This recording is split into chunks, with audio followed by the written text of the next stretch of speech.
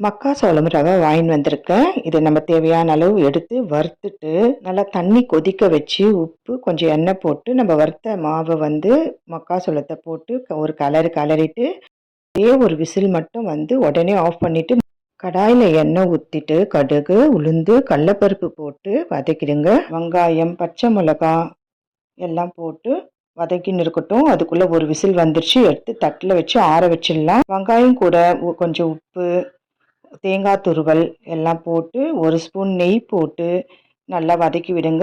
ஆறுன மக்காசோளம் ரவையை நல்லா உதிரியா நம்ம கையிலேயே உதிரி பண்ணிட்டு, நம்ம உப்புமா தாளிச்சிருக்கோம் பார்த்தீங்களா, கடாயில் நம்ம போட்டு நல்லா வறுத்து பரட்டி சிம்மில் வச்சு மூடிடுங்க. இறக்கிட்டு ஒரு உப்பு இருக்கான்னு பார்த்து கொஞ்சம் உப்பு போட்டு கலரிட்டு தேங்காய் துருவல் போட்டு இறக்குனா சூப்பராக இருந்ததுங்க. ட்ரை பண்ணி பாருங்க. மக்காசோளம் ரவை செம்ம டேஸ்ட்டாக இருந்ததுங்க. நானும் ஃபஸ்ட் டைம் தான் ட்ரை பண்ணேன்.